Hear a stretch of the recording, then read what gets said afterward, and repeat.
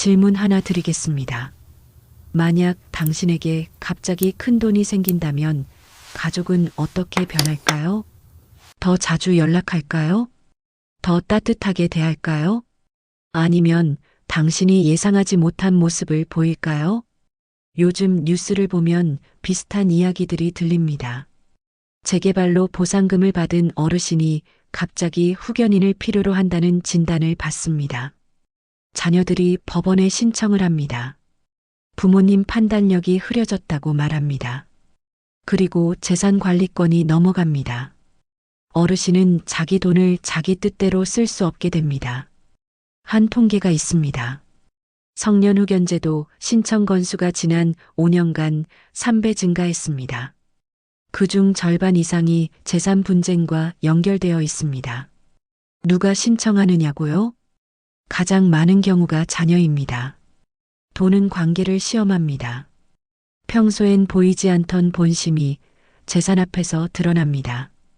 효도는 사랑의 표현일까요? 아니면 계산의 결과일까요? 당신은 어떻게 구별하시겠습니까? 오늘 이야기할 사람이 있습니다. 부산 영도 바닷가 골목에서 40년간 시계를 고쳐온 여인입니다. 한도연 68세. 그녀에게도 갑작스런 재산이 찾아왔습니다. 재개발 보상금 120억 원대 가치. 그리고 그 순간부터 조용했던 일상에 균열이 생기기 시작했습니다. 도연은 시계를 고치며 한 가지를 배웠습니다. 시계는 소리로 말합니다. 똑딱 소리가 고르면 정상입니다. 소리가 불규칙하면 어딘가 고장입니다. 사람도 마찬가지였습니다. 말보다 침묵이, 약속보다 행동이 더 정직하게 말합니다. 도연은 결심했습니다. 막대한 재산이 생긴 이 시점에서 아들들을 직접 만나보기로, 전화로 묻지 않을 것입니다. 얼굴을 보고 눈빛을 읽고 침묵을 들을 것입니다. 40년 동안 시계의 소리를 들어왔으니 사람의 소리도 들을 수 있을 것입니다. 다만 그 결과가 두렵습니다. 당신이라면 어떻게 하시겠습니까? 가족을 믿으시겠습니까? 아니면 먼저 시험해 보시겠습니까? 도연의 이야기는 어쩌면 당신의 이야기일지도 모릅니다. 도연이 어떤 선택을 했는지 궁금하시다면 구독과 좋아요 버튼을 눌러주세요. 추후 비슷한 사연을 가장 빠르게 듣고 싶으시다면 알림 설정도 부탁드리겠습니다. 실버타임 채널을 방문해주시는 모든 독자님들 감사합니다. 기쁨과 평온만이 가득한 하루가 되시길 기도하겠습니다. 앞으로도 시계 소리처럼 꾸준히 찾아뵙겠습니다. 똑딱똑딱. 자, 이제 그날 아침으로 가보겠습니다. 영도 끝자락 파도 소리가 들리는 좁은 골목. 도연시계 수리점 간판 아래. 하루가 시작되는 순간입니다. 아침 햇살이 비탈진 길을 따라 내려옵니다. 파도 소리가 골목 사이로 밀려 들어옵니다. 썰물과 밀물이 교차하는 시간, 바다는 숨을 고릅니다. 낡은 간판 하나가 햇빛을 받고 있습니다. 도연시계 수리점. 페인트가 반쯤 벗겨져 시계의 시자가 희미합니다. 하지만 40년을 지켜온 자리입니다. 이 골목 사람들은 모두 압니다. 시계가 고장나면 도연을 찾아가야 한다는 것을. 오전 8시, 녹슨 셔터가 천천히 올라갑니다. 삐걱, 삐걱. 오래된 소리가 골목에 울립니다. 문을 밀고 들어서면 시간이 멈춘 듯한 공간이 펼쳐집니다. 천장까지 닿는 진열장, 벽면을 가득 채운 시계들. 어떤 건 금빛 태엽시계, 어떤 건 플라스틱 손목시계, 어떤 건 멈춰 있고 어떤 건 여전히 움직입니다. 똑딱, 똑딱. 각자의 속도로, 각자의 목소리로 시간을 새깁니다. 어떤 소리는 빠르고 날렵합니다. 어떤 소리는 느리고 무겁습니다. 서로 다른 리듬이 겹쳐 묘한 화음을 만듭니다. 작업대 앞 한 여인이 앉아 있습니다. 한도연 68세. 회색 머리를 뒤로 묶고 돋보기 안경을 낀 모습입니다. 손은 가늘지만 힘이 있습니다. 손가락 끝에 40년의 시간이 새겨져 있습니다.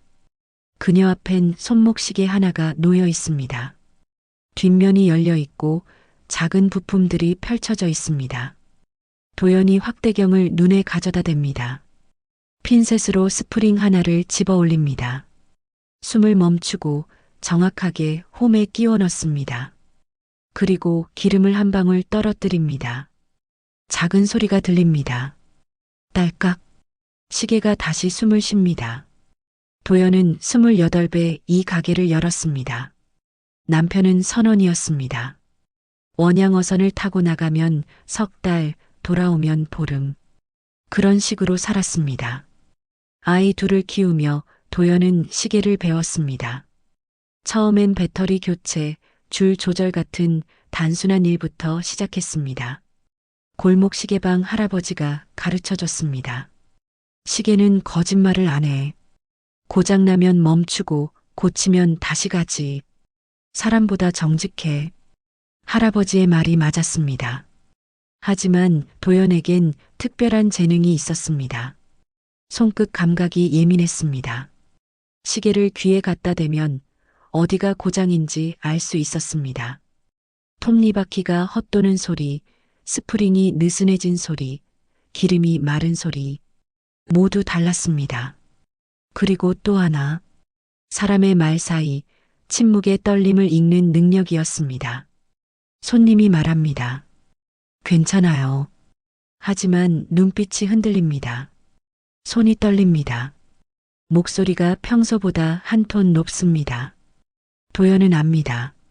그 사람이 무엇을 감추고 있는지, 무엇을 두려워하는지. 40년 동안 도연은 시계보다 사람을 더 많이 고쳤습니다. 남편은 10년 전 바다에서 돌아오지 않았습니다. 태풍이 지나간 다음 날 선박회사에서 전화가 왔습니다. 실종됐습니다. 수색 중입니다. 사흘 후 수색을 중단합니다. 도연은 울지 않았습니다. 장례식장에서도 빈소를 차릴 때도 눈물이 나오지 않았습니다. 대신 더 많은 시계를 고쳤습니다. 아침부터 밤까지 손을 멈추지 않았습니다. 시계는 정직했습니다. 고장나면 멈추고 고치면 다시 갔습니다. 사람보다 단순했습니다. 아들 둘은 서울로 올라갔습니다. 큰아들 민석은 건설사 분양팀장입니다. 둘째는 컨텐츠 크리에이터 사업을 한다고 했습니다. 명절에 한번 전화로 안부를 묻습니다. 엄마 건강하세요? 응, 괜찮아. 그럼 명절 때 뵐게요. 전화는 1분을 넘기지 않았습니다. 도연은 서운하지 않았습니다. 아니, 서운하지 않은 척 했습니다. 바쁜 거라고, 할 일이 많은 거라고 스스로를 달랬습니다. 오전 9시, 첫 손님이 찾아옵니다. 단골 할머니입니다. 도연아, 이거 소리가 안 나. 전지 갈아야 하나? 도연이 시계를 받아듭니다. 귀에 갖다 댑니다. 몇 초 듣더니 고개를 끄덕입니다. 전지는 괜찮아요. 내부 기름이 말랐네요. 이틀 걸릴 거예요. 그래, 천천히 해. 급할 거 없어. 어차피 난 시간 많아. 할머니가 웃습니다. 도연도 따라 웃습니다. 할머니는 참 여유로우세요. 늙으면 다 그래. 시간밖에 안 남거든. 할머니가 돌아갑니다. 문이 닫히고 다시 고요가 찾아옵니다. 도연은 작업을 이어갑니다. 손목시계 뒷면을 닫고 시침과 분침을 맞춥니다. 그리고 귀에 갖다 댑니다. 똑딱, 똑딱. 고른 소리입니다. 완벽합니다. 도연이 미소 짓습니다. 작은 성취감이 가슴을 채웁니다. 시계는 배신하지 않습니다. 정성을 들이면 반드시 답합니다. 11시쯤 우편함에서 뭔가 빠져나와 있는 게 보였습니다. 도연이 작업을 멈추고 일어섭니다. 문 밖으로 나가 우편함을 엽니다. 흰 봉투 하나가 들어 있습니다. 재개발 사업 보상 안내문. 손이 미세하게 떨립니다. 도연은 봉투를 들고 안으로 들어옵니다. 작업대 앞에 앉습니다. 봉투를 뜯습니다. 내용을 읽습니다.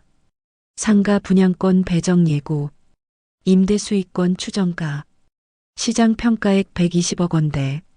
숫자가 눈앞에서 흔들립니다. 도연은 서류를 내려놓습니다. 숨을 깊게 들이마십니다. 기쁨이 올라와야 하는데 올라오지 않습니다. 대신 불안이 먼저 찾아왔습니다. 이걸 아이들이 알면 어떻게 될까? 민석이도 둘째도 연락이 없는데 나한테 먼저 말해야 하나? 그날 오후 단골 노인이 찾아왔습니다. 회중시계를 들고 왔습니다. 도연 씨, 소식 들었어요? 저쪽 블록 재개발 확정됐다면서요? 네, 아침에 안내문 받았어요. 노인의 표정이 어둡습니다. 축하는 안 할게요. 솔직히 걱정돼서요. 왜요? 요즘은 돈 냄새 맡으면 후견인부터 잡으려 든다니까요. 우리 동네 박씨 할머니 알죠? 작년에 그렇게 당했어요. 도연이 고개를 든다. 후견인이요? 네. 자식들이 법원에 신청했대요. 엄마 판단력이 흐리다. 재산 관리 못한다 그러면서요. 그러고 나서 할머니는 자기 돈 한 푼 못 쓰게 됐어요. 노인은 더 말하지 않았습니다. 하지만 경고는 충분했습니다. 노인이 떠난 후 도연은 혼자 앉아 있었습니다. 작업대 위 시계들이 여전히 움직이고 있습니다. 똑딱, 똑딱. 변함없는 소리입니다. 하지만 도연의 가슴은 불규칙하게 뛰고 있었습니다. 저녁 6시 전화가 울렸습니다. 모르는 번호였습니다. 도연이 받습니다. 여보세요? 안녕하세요. 한도연 사장님? 곽 부장이라고 합니다. 재개발 관련해서 도와드릴 게 있어서요. 목소리가 매끄럽습니다. 너무 매끄러워서 오히려 불편합니다. 어떻게 제 번호를... 아, 이 동네 분들이랑 일 많이 했습니다. 걱정 마세요. 서류 작업 복잡하시잖아요. 도장만 주시면 일사천리로 처리해 드릴게요. 아직 생각할 시간이 필요한데요. 사장님, 시간 끌면 손해예요. 다들 빨리 움직이는데 혼자 늦으시면 가치도 떨어지고 생각해보고 연락드릴게요. 도연이 전화를 끊었습니다. 가슴이 두근거렸습니다.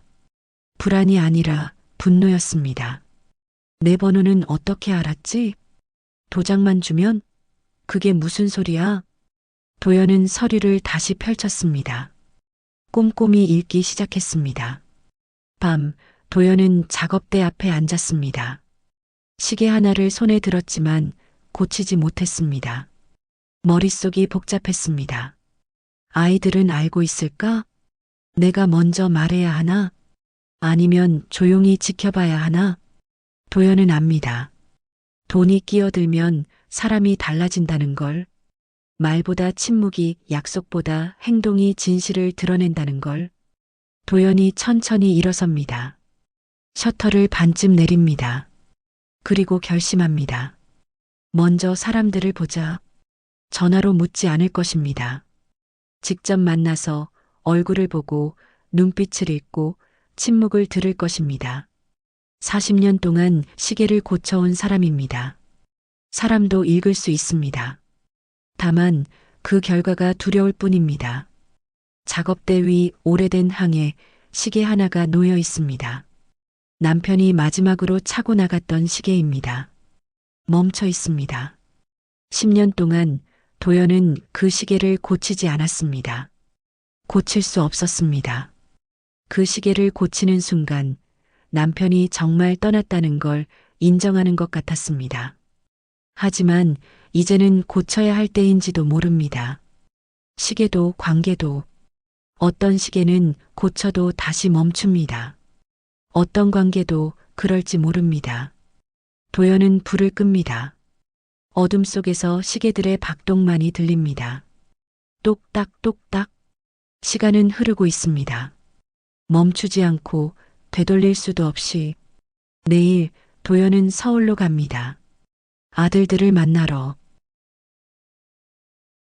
다음 날 아침 7시 도연은 영도 터미널에서 서울행 고속버스에 올랐습니다. 손에는 작은 보자기 하나. 안에는 아들들이 어렸을 때 좋아하던 약과가 들어 있습니다. 영도 골목 할머니가 직접 만든 것입니다. 참기름 냄새가 배어 나옵니다.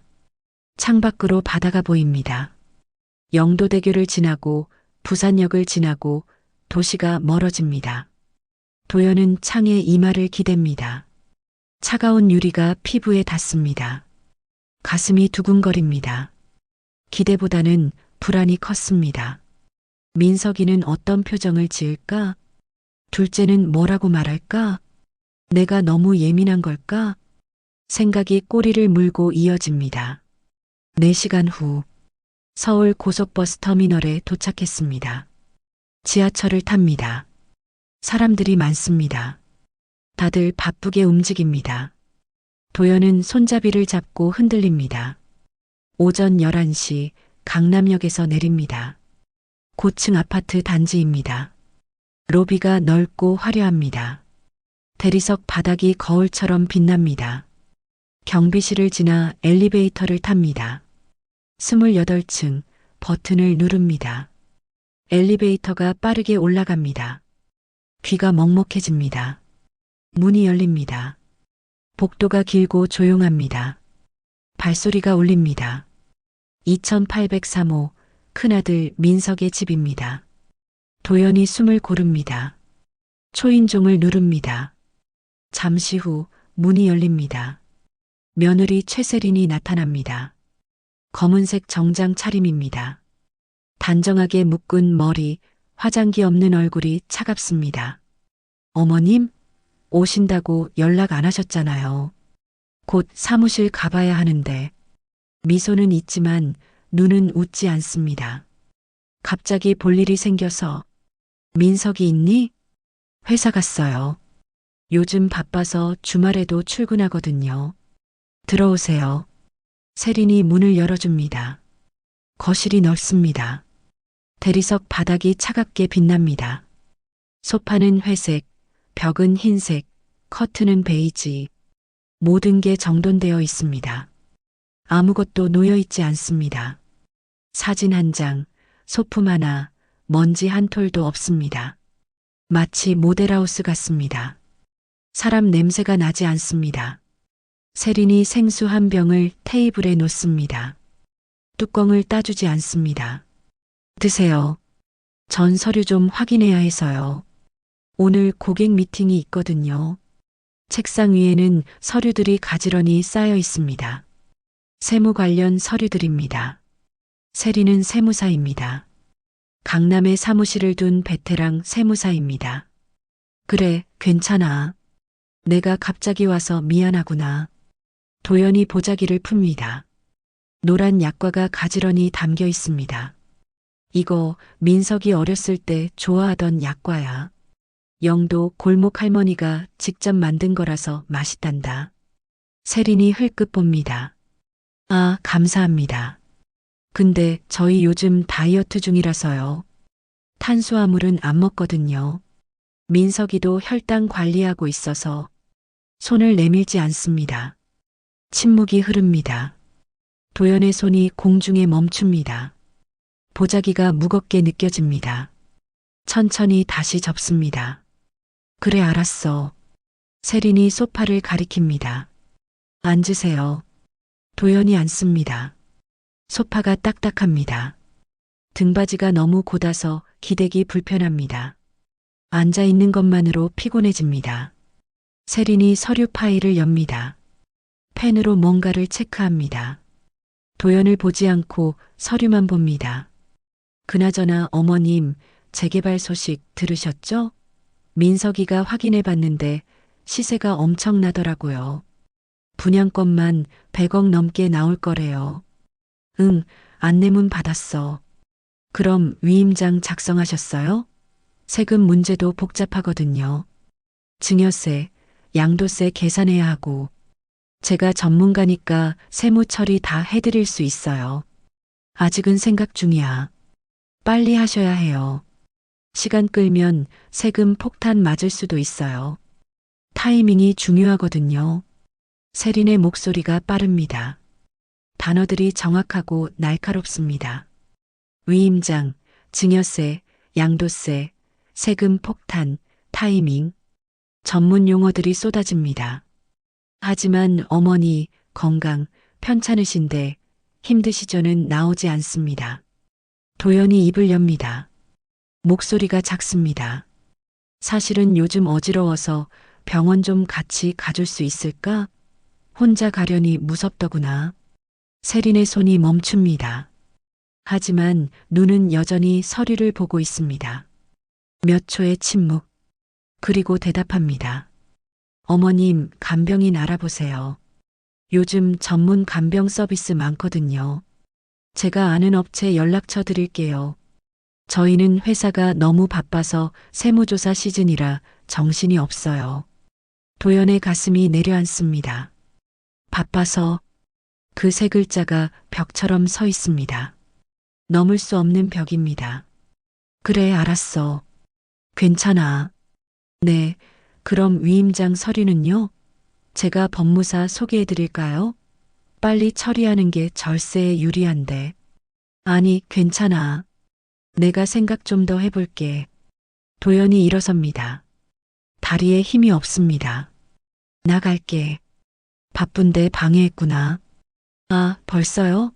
점심이라도 같이 하시죠. 배달시킬까요? 아니야, 괜찮아. 그래도 괜찮다니까. 도연이 문을 나섭니다. 뒤에서 문 닫히는 소리가 들립니다. 딸깍. 엘리베이터를 기다립니다. 거울에 비친 자신의 얼굴을 봅니다. 창백합니다. 입술이 바짝 마릅니다. 손이 떨립니다. 저녁 6시. 도연은 지하철을 타고 마포구로 향했습니다. 둘째 집입니다. 작은 빌라 2층. 페인트가 벗겨진 계단을 올라갑니다. 숨이 찹니다. 계단참에서 잠시 쉽니다. 가슴이 두근거립니다. 201호 초인종을 누릅니다. 둘째 며느리가 문을 엽니다. 트레이닝복 차림입니다. 어머니, 오신다고 연락 안 하셨잖아요. 깜짝이야. 얼굴이 당황스럽습니다. 갑자기 올라온 김에 들렀어. 들어오세요. 근데 저희 좀 바빠요. 오늘 저녁에 영상회의 있거든요. 거실이 좁습니다. 큰아들 집과는 다릅니다. 물건들이 여기저기 쌓여 있습니다. 책상 위에 노트북 2대가 켜져 있습니다. 화면엔 엑셀표가 가득합니다. 숫자들이 빼곡합니다. 둘째가 안쪽에서 나옵니다. 엄마 왔어요? 앉으세요. 의자를 권합니다. 간신히 자리를 만들어줍니다. 도연이 앉습니다. 둘째가 바로 본론으로 들어갑니다. 엄마, 재개발 건 알죠? 저희가 며칠 동안 시장 조사 좀 했어요. 노트북 화면을 돌립니다. 분양권이랑 임대 수익권 합치면 대략 이 정도 나올 거예요. 세금 빼고 수수료 빼고 계산하면요. 숫자들이 셀 단위까지 정확합니다. 그리고요, 엄마. 둘째 며느리가 끼어듭니다. 보상금 일정 확정되면 저희 채널에서 콘텐츠로 찍으면 어때요? 효도 콘텐츠. 요즘 진짜 잘 되거든요. 조회수 100만 넘는 것도 많고 광고 붙으면 수익도 괜찮아요. 도연이 화면을 봅니다. 숫자들이 흐릿하게 보입니다. 머리가 어지럽습니다. 엄마, 괜찮아요? 얼굴이 안 좋아 보이는데. 응, 좀 피곤해서. 차 드릴까요? 아니, 괜찮아. 둘째 며느리가 계속 말합니다. 어머니, 솔직히 이건 기회잖아요. 저희도 대출이 있어서요. 장비 사느라 많이 들어갔거든요. 이참에 정리하면 다들 좋고, 어머니도 편하게 사시고. 대출이 많니? 네, 촬영 장비, 편집 장비 다 최신 걸로 샀어요. 근데 이번에 잘 되면 다 갚을 수 있어요. 말들이 공중에 떠다닙니다. 기회, 수익, 대출, 정리, 조회수, 광고, 장비. 하지만 어머니 건강은요? 힘드시죠? 같이 있어 드릴게요. 걱정 마세요는 들리지 않습니다. 도연이 천천히 일어섭니다. 나 먼저 갈게. 엄마, 저녁은요? 같이 먹어요. 배 안 고파? 괜찮아. 그래도 먹고 가요. 시켜 먹을게요. 괜찮다니까. 도연의 목소리가 떨립니다. 계단을 내려갑니다. 손잡이를 꽉 잡습니다. 다리가 후들거립니다. 겨우 1층에 내려섭니다. 밖으로 나옵니다. 거리가 어둡습니다. 가로등이 하나씩 켜집니다. 어디로 가야 할까요? 터미널까지 가야 합니다. 하지만 힘이 없습니다. 걸음이 느려집니다. 가방이 무겁습니다. 보자기 속 약과가 돌처럼 무겁습니다. 버스 정류장이 보입니다. 벤치가 있습니다. 앉습니다. 숨을 고릅니다. 가슴이 답답합니다. 가방에서 진통제를 꺼냅니다. 물이 없습니다. 그냥 삼킵니다. 약이 목에 걸립니다. 아침부터 아무것도 먹지 않았습니다. 약과도 생수도 차 한 잔도 속이 쓰립니다. 어지럽습니다. 앞이 흐려집니다. 귀에서 이명이 들립니다. 삐하는 소리가 머리를 채웁니다. 몸이 옆으로 기울어집니다. 손이 벤치를 놓칩니다. 바닥이 가까워집니다. 마지막으로 본 건 가로등 불빛이었습니다. 흔들리는 흐릿한 빛, 그리고 어둠이 찾아왔습니다. 눈을 뜹니다. 하얀 천장입니다. 형광등이 눈부십니다. 어디일까요? 응급실입니다. 산소 마스크가 얼굴을 덮고 있습니다. 팔에는 링거 바늘이 꽂혀 있습니다. 옆에 간호사가 서 있습니다. 정신 드세요? 119가 모셔왔어요. 보호자분 연락처 알려주세요. 도연이 가방을 더듬습니다. 휴대폰을 꺼냅니다. 손이 떨려 화면을 누를 수 없습니다. 간호사가 휴대폰을 받아듭니다. 아드님께 연락드릴게요. 연락이 갑니다. 1시간이 지났습니다. 아무도 오지 않습니다. 2시간이 지났습니다. 여전히 혼자입니다. 도연은 천장을 봅니다. 눈물이 흐릅니다. 소리 없이 천천히 산소 마스크 안쪽이 뿌옇게 흐려집니다. 나는 혼자구나. 가족이라고 믿었는데 혼자구나. 그때였습니다. 복도에서 발소리가 들립니다. 빠르고 급한 발소리입니다. 누군가 뛰어오고 있습니다. 커튼이 젖혀집니다. 고모 할머니, 숨을 헐떡이는 목소리입니다. 이지우, 19살, 도연의 조카 손녀입니다. 교복을 입고 있습니다. 머리가 흐트러져 있습니다. 땀이 이마에 맺혀 있습니다. 고모 할머니, 괜찮으세요? 병원에서 연락 와서 학원 빠지고 바로 뛰어왔어요. 지우가 침대 옆에 섭니다. 손을 잡습니다. 손이 따뜻합니다. 어떻게 알았니? 응급 연락처에 제 번호 있잖아요. 작년에 바꿨을 때 넣어두라고 했던 거 기억 안 나세요? 도연이 기억합니다. 작년 가을이었습니다. 그때 지우는 고등학교 2학년이었습니다. 어느 날 저녁 지우가 시계 수리점 문을 열고 들어왔습니다. 얼굴이 창백했습니다. 눈이 퉁퉁 부어 있었습니다. 고모 할머니, 여기서 하룻밤만 자도 될까요? 도연은 묻지 않았습니다. 대신 위층 작은 방으로 데려갔습니다. 이불을 깔아주고 따뜻한 우유를 끓여줬습니다. 다음 날 아침, 지우가 말했습니다. 부모님이 또 싸우셨어요. 아빠는 사업 실패하고 맨날 술 취해서 물건 부시고 엄마는 집을 나가셨어요. 저는 그냥 투명 인간이에요. 도연은 지우의 손을 잡았습니다. 여기는 내가 투명하지 않아. 언제든 와. 그날부터 지우는 자주 왔습니다. 거의 주말마다 그리고 쉬는 날마다 들렸습니다.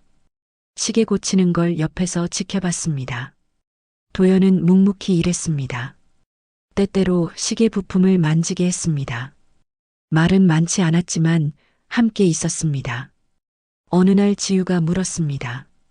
고모 할머니는 외롭지 않으세요? 혼자 사시잖아요. 도연이 대답했습니다. 혼자 있는 것과 외로운 건 달라. 곁에 있어도 외로울 수 있고 혼자여도 괜찮을 수 있어. 저는 외로워요. 엄마는 집을 나가고 아빠도 거의 집에 이제 안 오세요. 알아. 내 침묵이 말하고 있거든. 지우가 울었습니다. 처음으로 누군가 자신을 봐준다는 걸 알았습니다. 그해 겨울, 지우가 감기에 걸렸습니다. 지우는 홀로 남아 자기 자신을 돌봐야 됐죠. 도연이 영도에서 서울까지 올라갔습니다. 사흘 동안 곁에 있어줬습니다. 죽을 끓여주고 이마를 닦아주고 밤새 지켰습니다. 지우는 그때 깨달았습니다. 가족은 피가 아니라 돌봄으로 만들어진다는 것을. 이듬해 봄, 도연이 병원 검사를 받았습니다. 혈압이 높았습니다. 지우가 알았습니다. 고모 할머니 핸드폰 번호 바꿨어요. 응급 연락처에 제 번호 넣어두세요. 괜찮아. 필요 없어. 아니에요. 혹시 모르잖아요. 제가 제일 빨리 달려갈 수 있으니까. 도연의 눈시울이 붉어졌습니다. 고맙구나. 고마운 건 저예요. 고모 할머니가 저를 봐줬잖아요. 그리고 지금 그 약속이 지켜졌습니다. 지우가 이곳에 있습니다. 도연의 손을 잡고 있습니다. 지우가 가방에서 무언가를 꺼냅니다. 보온병입니다. 단호박죽 끓여왔어요. 아직 따뜻해요. 드실 수 있으세요? 도연이 고개를 끄덕입니다. 지우가 숟가락으로 조심스럽게 떠서 입에 넣어줍니다. 따뜻합니다. 달콤합니다. 목으로 넘어갑니다. 눈물이 다시 흐릅니다. 지우가 물티슈로 눈가를 닦아줍니다. 울지 마세요. 제가 여기 있을게요. 학원 오늘 빠졌어요. 밤새 같이 있을게요. 혼자 두면 무서우시잖아요. 학원은 중요하잖니 입시 준비. 고모 할머니가 더 중요하죠.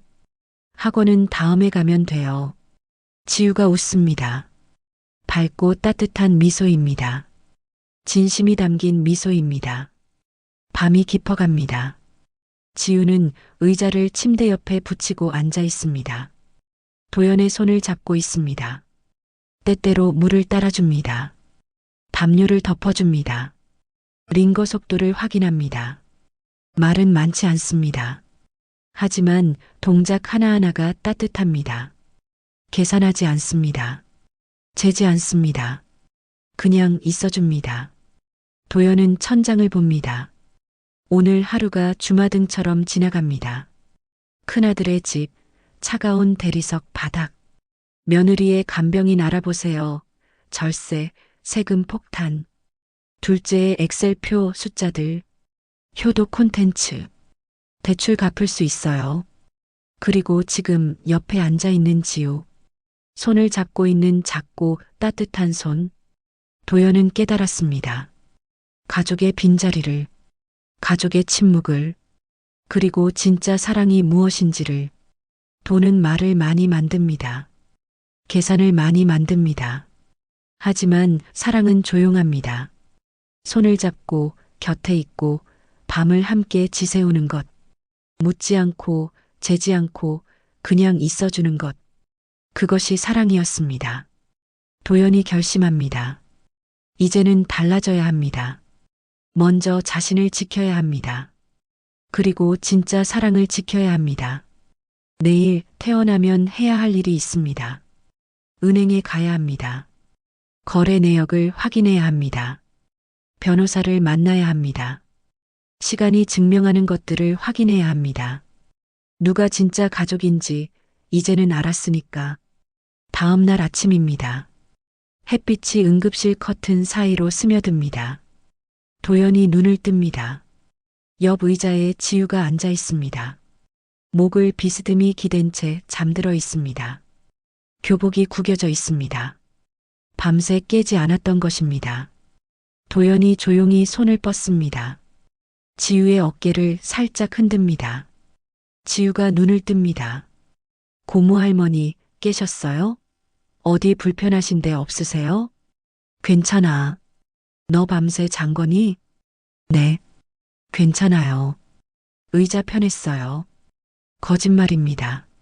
목이 뻐근해 보입니다. 하지만 지우는 웃고 있습니다.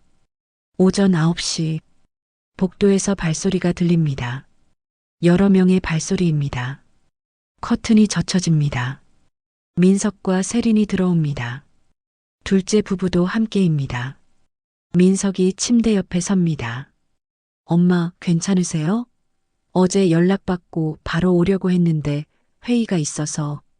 변명이 길어집니다. 도연은 듣고 있습니다. 말보다 침묵을 듣고 있습니다. 세린이 가방에서 서류를 꺼냅니다. 어머님, 이번 일로 확실히 알았어요. 혼자 계시면 위험하시다는 거요. 저희가 준비한 게 있어요. 서류가 펼쳐집니다. A사 용지 여러 장입니다. 요양원 견적이에요. 강남에 있는 곳인데 시설 좋기로 유명하거든요. 월 비용이 이 정도 나오는데 재개발 보상금으로 충분히 커버돼요. 세린의 손가락이 숫자를 가리킵니다. 그리고 이건 후견인 신청 서류예요. 법원 통해서 저희가 어머님 재산 관리하는 거요. 복잡한 일 저희가 다 처리할 수 있어요.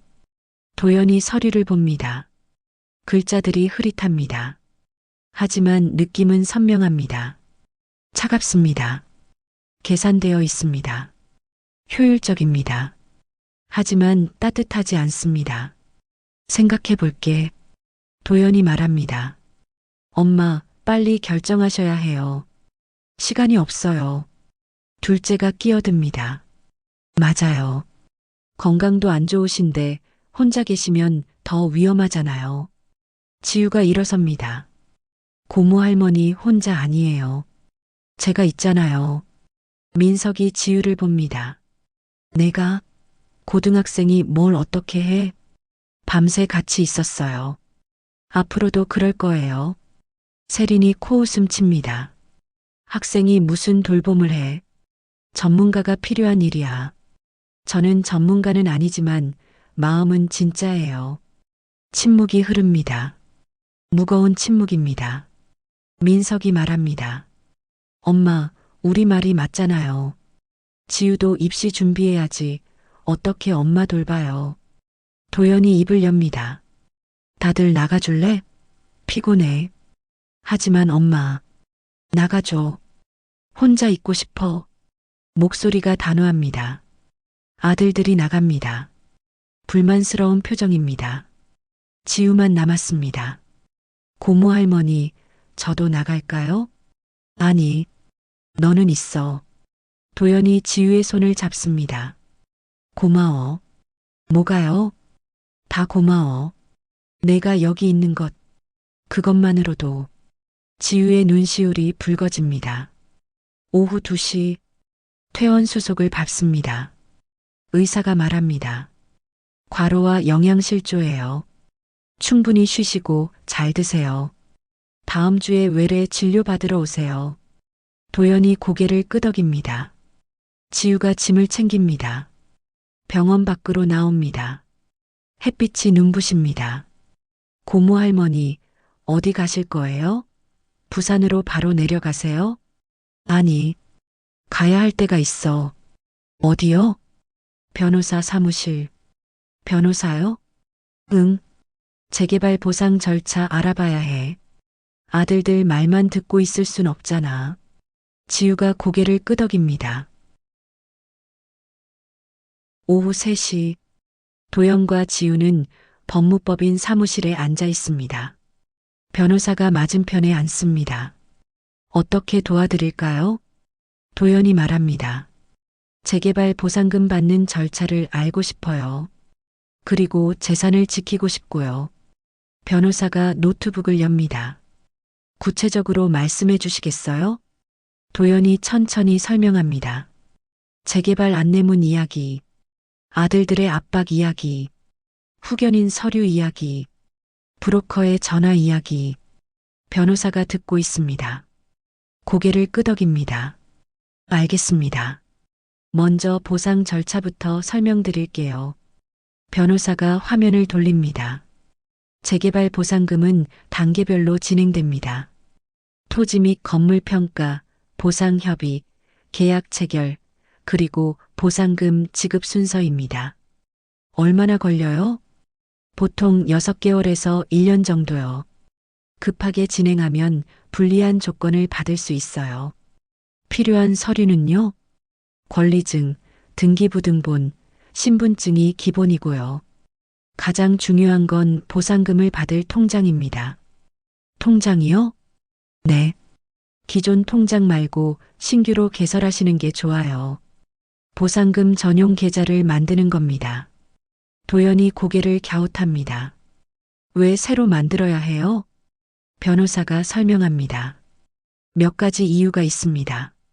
첫째, 거액이 들어오면 자금 출처를 명확히 해야 세무 문제가 없어요.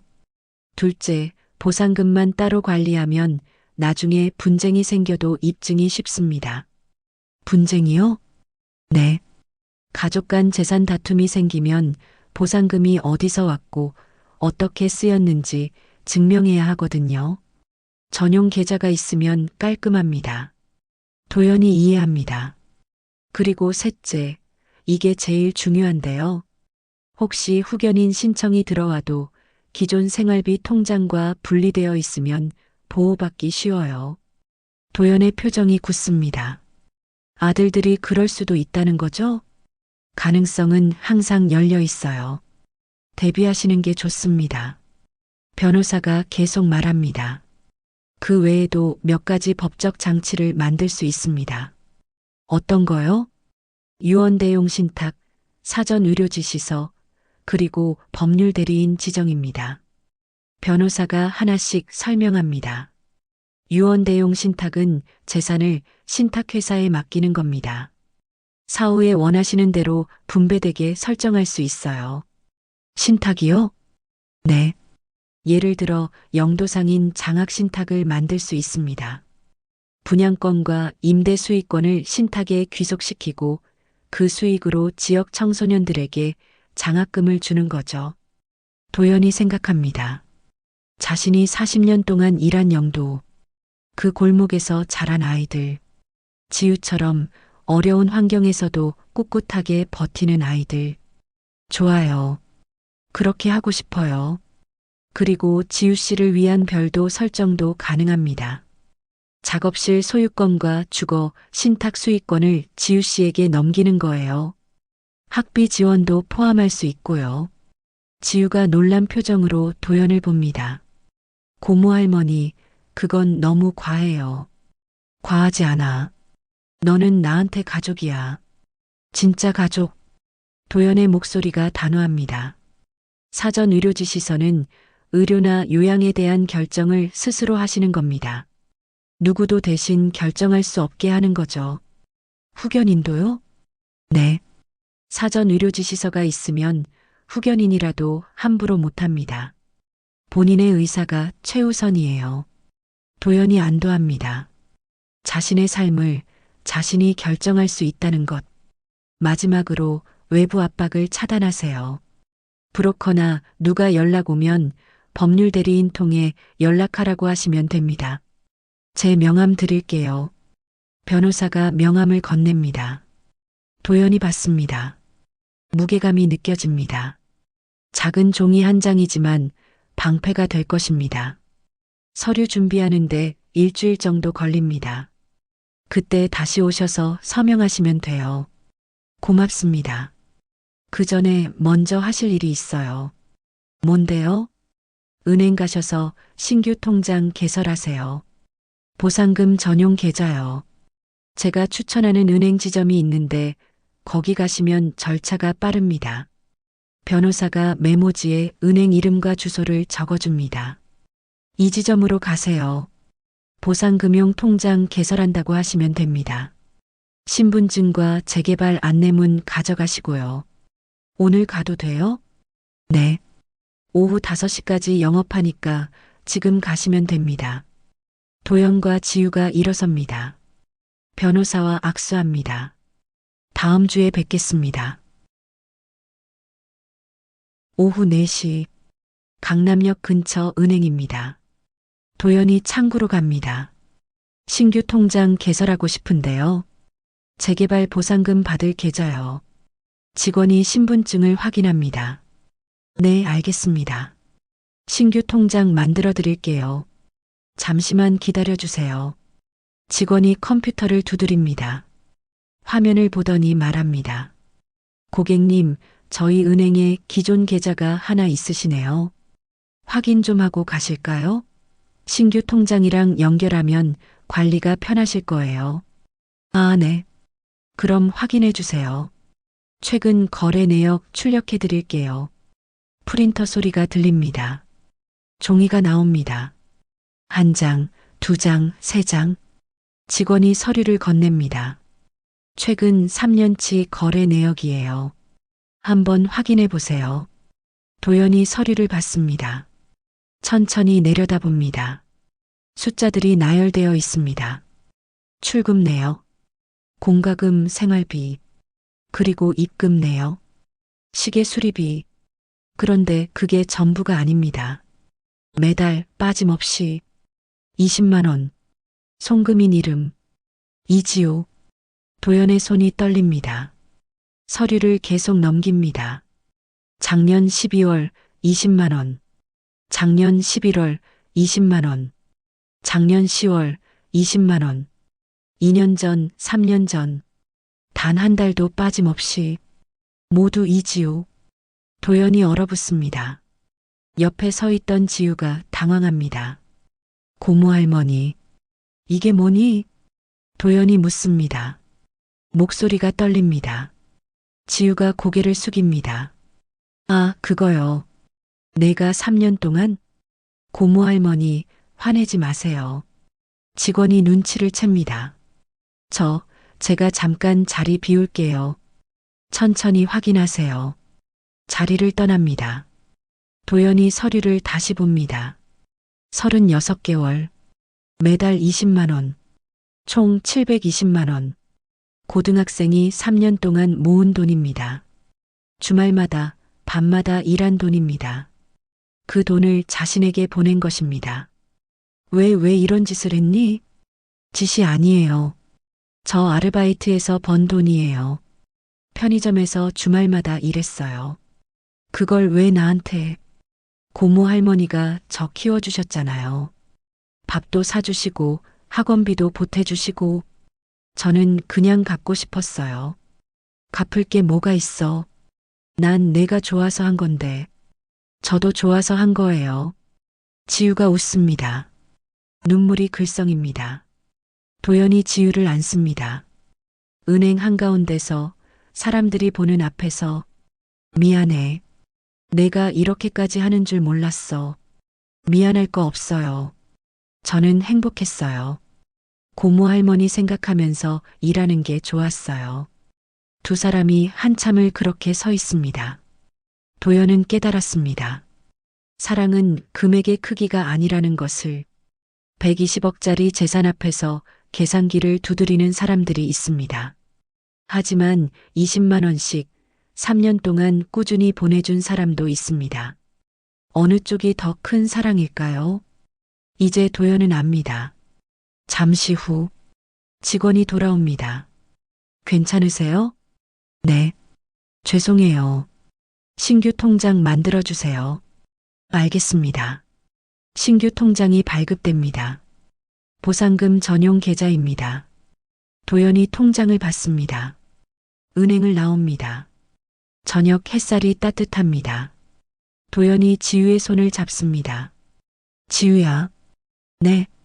이제 내가 너를 지킬 차례야. 무슨 말씀이세요? 다음 주에 변호사 사무실 가서 서류에 서명할 거야. 너를 지키는 서류. 엘리베이터를 기다리는데 휴대폰이 울립니다. 곽 부장입니다. 도연이 전화를 받습니다. 한도연 사장님 결정하셨어요? 시간이 없는데. 법률 대리인 통해 연락하세요. 네. 무슨. 도연이 전화를 끊습니다. 번호를 차단합니다. 지우가 놀란 얼굴로 봅니다. 고모 할머니 완전 멋있어요. 그래. 네. 드라마에서나 보던 대사예요. 두 사람이 웃습니다. 고모 할머니, 이제 뭐 하실 거예요? 부산 내려가야지. 시계 수리점도 오래 비웠고, 저도 같이 가도 돼요? 학원은? 주말이니까 괜찮아요.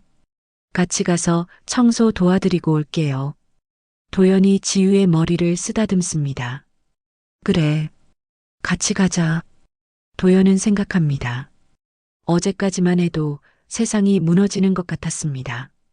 가족이 없는 것 같았습니다. 혼자인 것 같았습니다.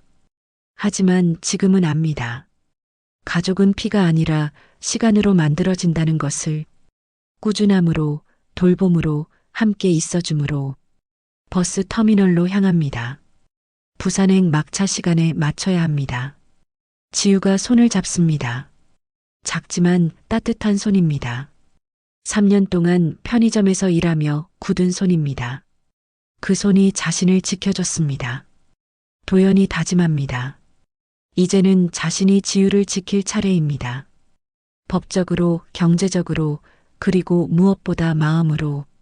시계를 수리하듯 관계도 수리할 수 있습니다. 기름을 치고 스프링을 감고 정성을 들이면. 하지만 어떤 관계는 수리할 가치가 없습니다. 선을 긋고 경계를 세워야 합니다. 버스에 오릅니다. 창가 자리에 앉습니다. 지우가 옆에 앉습니다. 버스가 출발합니다. 서울의 불빛이 멀어집니다. 부산을 향해 갑니다. 영도를 향해 갑니다. 시계 수리점을 향해 갑니다. 도연은 창밖을 봅니다. 고속도로 가로등이 지나갑니다. 규칙적으로 꾸준히 길을 밝히고 있습니다. 마치 지우가 3년 동안 보내준 20만 원처럼. 작지만 꾸준하고 따뜻합니다. 지우가 도연의 어깨에 머리를 기댑니다. 금방 잠듭니다. 어젯밤을 의자에서 샜으니 피곤할 것입니다. 도연이 지우의 머리를 감싸줍니다. 부드럽게 조심스럽게. 버스가 어둠 속을 달립니다. 앞으로 해야 할 일들이 많습니다. 다음 주에 변호사 사무실에 가야 합니다. 신탁 서류에 서명해야 합니다.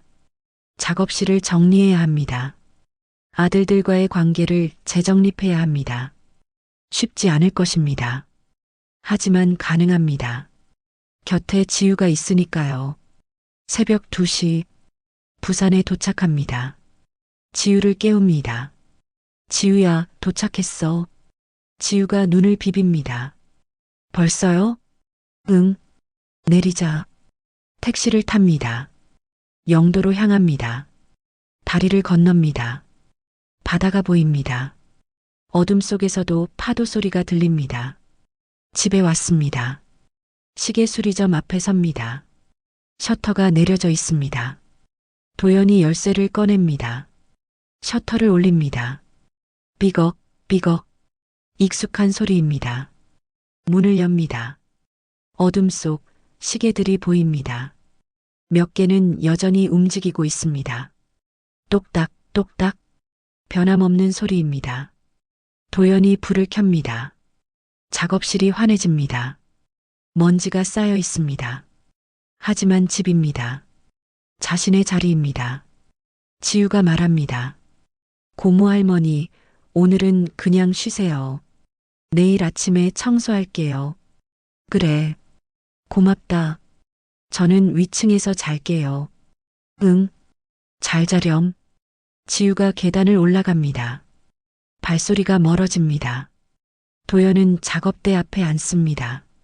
손을 뻗어 오래된 항에 시계를 집어듭니다. 남편의 시계입니다. 10년 동안 멈춰 있던 시계입니다. 뒷면을 엽니다. 내부를 들여다봅니다.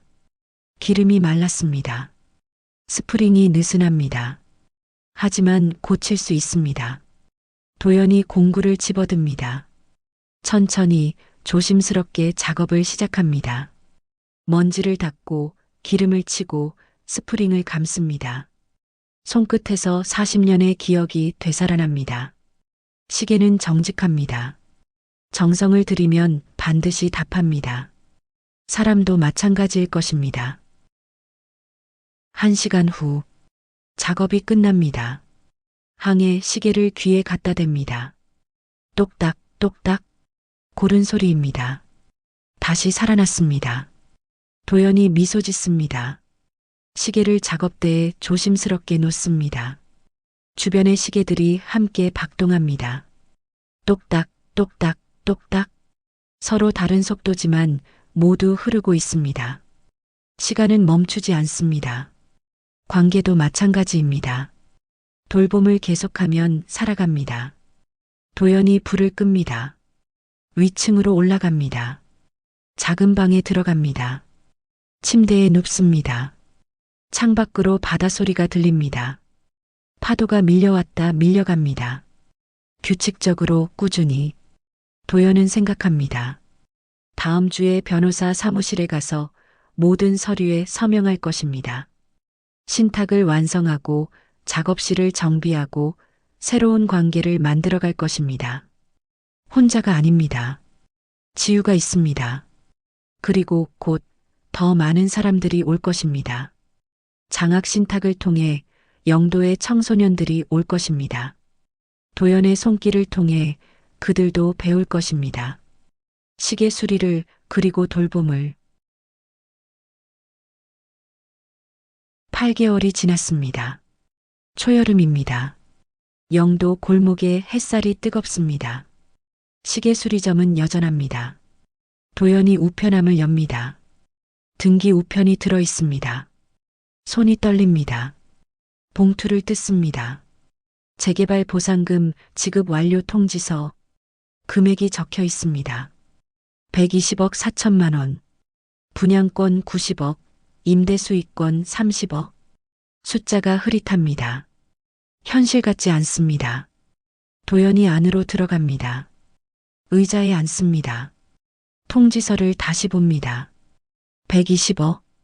한 번도 본 적 없는 금액입니다. 40년 동안 시계를 고치며 번 돈. 그것의 수백 배입니다. 기쁨이 올까요? 아닙니다. 먼저 오는 건 두려움입니다. 이 돈이 관계를 바꿀까봐. 이 돈 때문에 사람들이 달라질까봐. 8개월 전 아들들의 모습이 떠오릅니다. 하지만 도연은 준비했습니다. 8개월 동안 변호사와 상담했습니다. 신탁 서류를 만들었습니다. 이제 실행할 시간입니다. 도연이 전화를 겁니다. 변호사님, 저 한도연입니다. 보상금이 들어왔어요. 다음 날 도연과 지우는 서울로 향합니다. 법무법인 사무실입니다. 변호사가 기다리고 있습니다. 테이블에 서류가 쌓여 있습니다. 축하드립니다. 이제 신탁을 실행하시면 됩니다. 변호사가 서류를 펼칩니다. 하나씩 설명합니다. 첫째, 영도상인 장학신탁입니다. 분양권 90억과 임대 수익권 30억을 신탁에 귀속시킵니다. 연 수익률 4% 기준으로 매년 약 4억 8천이 나옵니다. 그 돈으로 청소년 장학금과 공방 운영을 하시면 됩니다. 도연이 듣고 있습니다. 지우도 듣고 있습니다. 둘째, 지우 씨를 위한 설정입니다. 작업실 소유권을 지우 씨에게 이전하고 주거 신탁 수익권도 드립니다. 매달 200만 원씩 생활비가 지급됩니다. 지우가 눈을 크게 뜹니다. 변호사님, 그건 너무. 도연이 지우의 손을 잡습니다. 받아. 내가 3년 동안 나한테 준 것보다 작아. 하지만 내 몫이야. 내가 받을 자격이 있어. 지우의 눈시울이 붉어집니다. 셋째, 사전 의료 지시서입니다. 어머님의 의료와 요양에 대한 모든 결정은 어머님 본인이 하십니다. 후견인도 자녀도 대신 결정할 수 없습니다. 이 서류에 서명하시면 법적으로 보호받습니다. 도연이 고개를 끄덕입니다. 펜을 집어듭니다. 천천히 이름을 씁니다. 한도연. 서명이 완성됩니다. 지우도 서명합니다. 증인 서명란에 완료됐습니다. 이제 어머님의 재산과 삶은 법적으로 보호받습니다. 변호사가 서류를 정리합니다. 한 가지 더 말씀드리면 이 신탁은 취소할 수 없습니다. 누가 뭐래도 변경 불가능합니다. 그게 좋아요. 그래야 안전하니까. 도연이 말합니다. 사무실을 나옵니다. 거리는 뜨겁습니다.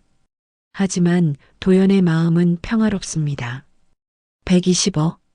그 돈은 이제 자신의 것이 아닙니다. 영도 청소년들의 것입니다. 지우의 것입니다. 미래의 것입니다. 도연은 깨달았습니다. 돈은 가지는 것이 아니라 흐르게 하는 것이라고. 멈춰 있으면 썩습니다. 관계를 망칩니다. 하지만 흐르면 생명을 줍니다. 3개월이 더 지났습니다. 가을입니다. 영도 골목에 단풍이 물들었습니다. 시계 수리점이 바뀌었습니다. 간판이 새로 걸렸습니다. 도연시계 공방, 영도상인 장학신탁. 유리문으로 바뀌었습니다. 안이 환하게 보입니다. 작업대가 3개입니다. 도연이 가운데, 양쪽에 젊은이들이 앉아 있습니다. 장학신탁 1기 견습생들입니다. 17살 준호, 16살 수아. 도연이 말합니다. 핀셋은 이렇게 잡아. 엄지와 검지로. 손목에 힘을 빼고. 준호가 따라합니다. 천천히. 시계는 급하면 망가져. 수아가 묻습니다. 선생님, 이 스프링은 왜 이렇게 작아요? 작아야 정밀하거든. 하지만 내가 할 수 있어. 계단에서 발소리가 들립니다. 지우가 내려옵니다. 간호조무사 유니폼을 입고 있습니다. 명찰이 달려 있습니다. 고모할머니, 병원 다녀올게요. 그래. 조심해서 다녀와. 지우가 웃으며 나갑니다. 오후 3시. 준호와 수아가 돌아갑니다. 내일 봐요, 선생님. 도연이 혼자 남습니다. 작업대를 정리합니다. 그때 문이 열립니다. 민석과 세린입니다. 11개월 만입니다. 도연이 놀라지 않습니다. 예상했던 일입니다. 어서 와. 앉아. 목소리가 평온합니다. 민석과 세린이 앉습니다. 침묵이 흐릅니다. 민석이 입을 엽니다. 엄마, 죄송해요. 짧은 말입니다. 세린도 말합니다. 어머님, 저희가 잘못했어요. 그때 너무 돈만 생각했어요. 11개월 동안 생각 많이 했어요. 용서해 주세요. 민석이 고개를 숙입니다. 도연이 일어섭니다. 안쪽으로 갑니다. 찻주전자와 찻잔을 가져옵니다. 차를 따릅니다. 마셔. 따뜻한 보리차입니다. 용서하고 싶어? 정말로. 민석의 눈이 빛납니다. 하지만 용서는 공짜가 아니야. 용서는 시간이 필요해. 말만으론 안 돼. 행동으로 보여줘야 해. 어떻게 하면 돼요? 자주 와. 그냥 와. 돈 이야기 말고. 시간을 보내줘. 그리고 지유한테도 사과해. 그날 병원에서 무시했잖아. 세린이 고개를 숙입니다. 네. 그러겠습니다. 민석이 묻습니다. 그럼 기회를 주시는 거예요?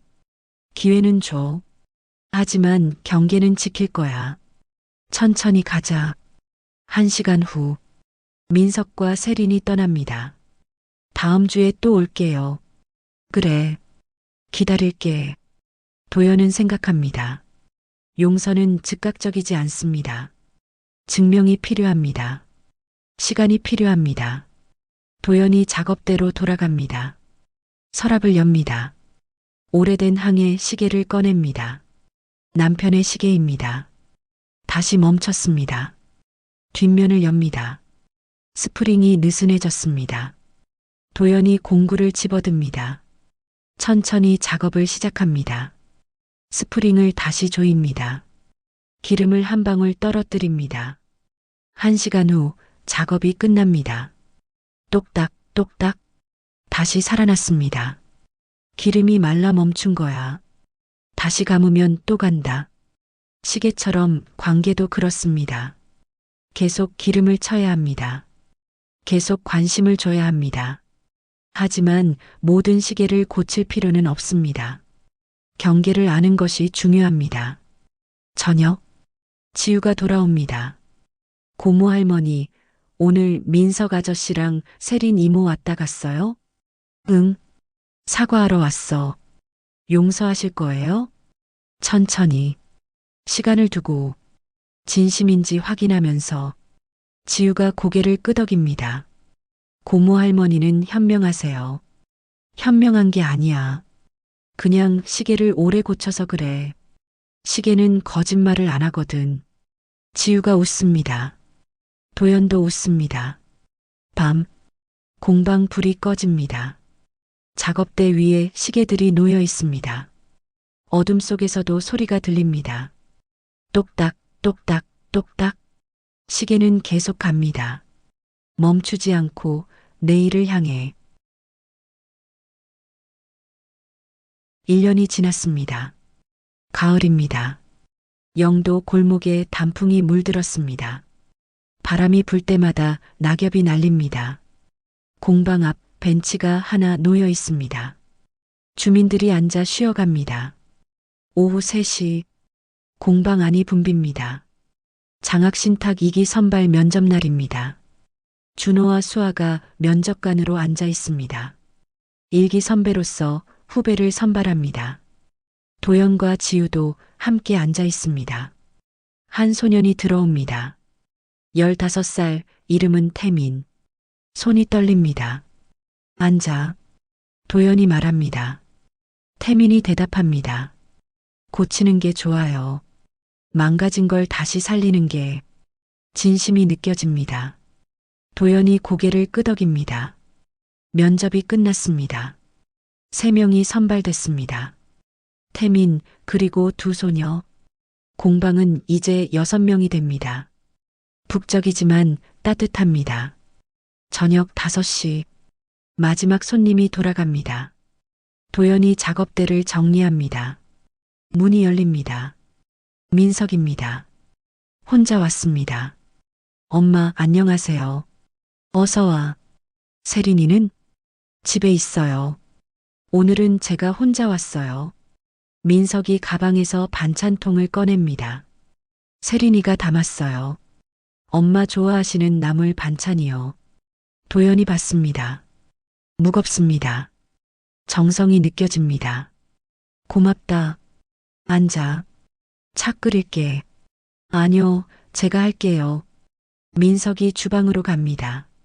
물 끓이는 소리가 들립니다. 차를 가져옵니다. 2 사람이 마주 앉습니다. 편안한 침묵이 흐릅니다. 요즘 어때? 괜찮아요. 주말엔 시간 내려고 노력해요. 그래. 잘하고 있네. 엄마, 다음 주 토요일에 병원 검진 있으시죠?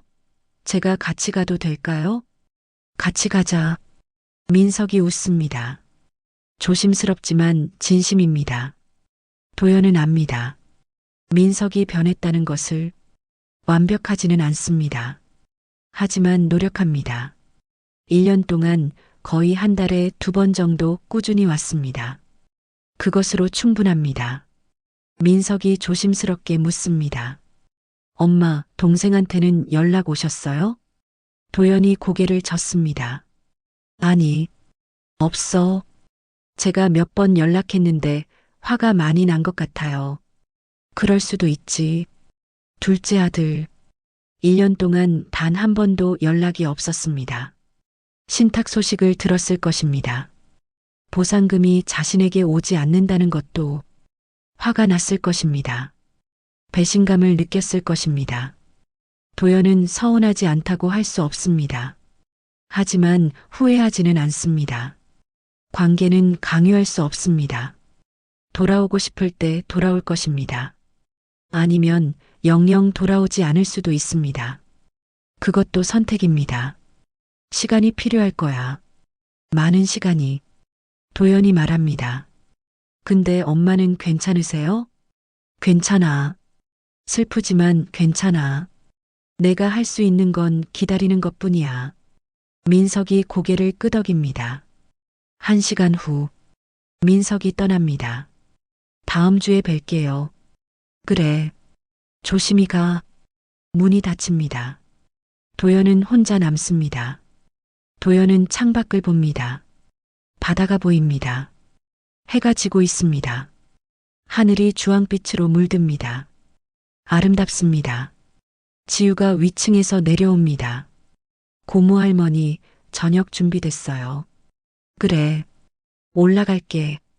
도연이 일어섭니다. 작업대를 한 번 더 둘러봅니다. 시계들이 놓여 있습니다. 모두 움직이고 있습니다. 똑딱, 똑딱, 똑딱. 도연이 작업대 한쪽에 팻말을 세웁니다. 나무로 만든 작은 팻말입니다. 글씨가 새겨져 있습니다. 시간은 돈보다 길다. 돌봄은 돈보다 무겁다. 지우가 1년 전 만들어준 선물입니다. 도연의 철학이 담긴 선물입니다. 위층으로 올라갑니다. 식탁에 저녁이 차려져 있습니다. 된장찌개, 나물 반찬, 생선구이. 소박하지만 따뜻합니다. 먹자. 두 사람이 숟가락을 듭니다. 말은 많지 않습니다. 하지만 편안합니다. 가족의 시간입니다. 밤 9시. 도연은 다시 아래층으로 내려갑니다. 작업대 앞에 앉습니다. 불을 켭니다. 항해 시계를 꺼냅니다. 남편의 시계입니다. 시계를 귀에 갖다 댑니다. 똑딱, 똑딱. 고른 소리입니다. 오늘은 괜찮습니다. 하지만 내일 또 멈출 수 있습니다. 그래도 괜찮습니다. 다시 고치면 되니까. 도연은 깨달았습니다. 삶은 완벽하지 않다는 것을. 시계처럼 사람도 때때로 멈춥니다. 관계도 때때로 삐걱거립니다. 하지만 그것이 끝이 아닙니다. 기름을 치고 관심을 주고 시간을 들이면 다시 시작할 수 있습니다. 도연은 이제 혼자가 아닙니다. 지우가 있습니다. 준호와 수아, 그리고 새로운 아이들이 있습니다. 민석도 조금씩 가까워지고 있습니다. 둘째는 아직 멀리 있습니다. 하지만 그것도 괜찮습니다. 가족은 피가 아닙니다. 가족은 시간입니다. 함께 보낸 시간, 함께 나눈 돌봄. 그것이 가족을 만듭니다. 어떤 관계는 회복됩니다. 어떤 관계는 그렇지 않습니다. 그것도 삶입니다. 도연이 계단을 올라갑니다. 천천히 한 계단씩. 방에 들어갑니다. 침대에 눕습니다. 창밖으로 달빛이 들어옵니다. 도연은 생각합니다. 68년을 살면서 배운 것들. 돈은 왔다 갑니다. 120억도 결국 숫자일 뿐입니다. 하지만 꾸준한 20만 원, 3년 동안. 그것이 더 무거웠습니다. 사랑은 크기가 아니라 지속입니다. 경계는 사랑입니다. 나를 지키는 것이 관계를 지킵니다. 모든 것을 용서할 필요는 없습니다. 그것도 지혜입니다. 가족은 피가 아닙니다. 시간과 돌봄으로 만들어집니다. 관계는 시계와 같습니다. 멈추면 다시 감으면 됩니다. 포기하지 않는 한 계속 갑니다. 도연이 눈을 감습니다. 평화롭게 내일을 기다리며 이 이야기가 여러분의 마음에 닿았기를 바랍니다. 여러분의 관계도 기름을 받기를 바랍니다. 도움이 되셨다면 좋아요와 구독, 알림 설정 부탁드립니다. 새로운 이야기로 다시 찾아뵙겠습니다.